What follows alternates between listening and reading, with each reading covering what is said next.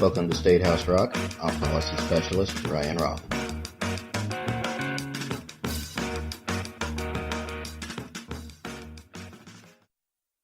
The Illinois Legislature returned last week after a 2-week hiatus. There are now 4 weeks left until the end of session. Friday is the deadline for bills to pass out of their second committee. Advocates for SB 104, Direct Pay of Subs, held a press conference promoting the bill and extolling the virtues of faster pay. As of May 1st, current year interest owed by the state to vendors because of past due bills stands at $32.5 million.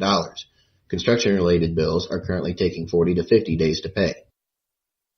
The State House was rocked last week by the publication of death threats addressed to legislators, union officials, teachers, public employees, and their heirs.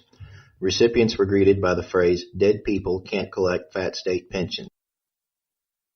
The writer called the death of government employees on train platforms and highways, quote, "the conscious decisions of people with nothing left to lose who want to take one with me," end quote.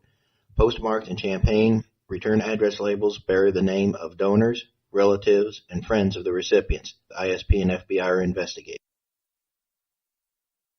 On Tuesday, Senate Democrats introduced a package of 3 tax bills implementing a graduated income tax, eliminating the estate tax, and freezing property taxes.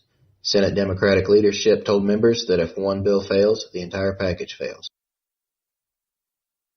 On Wednesday, the Senate voted 40 to 19 along party lines on Senate Joint Resolution Constitutional Amendment 1, reaching the necessary threshold to pass the graduated income tax amendment to the House. The proposed tax rates passed the Senate 36 to 22, with 4 Democrat senators either voting no or not voting on the measure.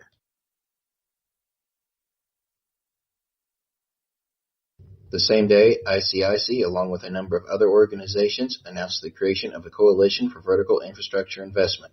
Build Up Illinois held its first press conference in the Blue Room at the Capitol to promote investment in vertical infrastructure in the much-discussed capital program. The repeal of the estate tax passed with 33 votes, with 7 Democrat senators either voting no or not voting on the measure.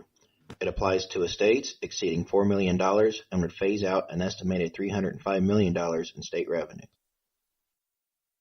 Former U.S. Secretary of Transportation Ray LaHood testified before the Senate Subcommittee on Capital and Infrastructure on Monday, advocating for an increase in the state's gas tax. I'm Policy Specialist Ryan Roth. Thank you for watching this edition of State House Rock.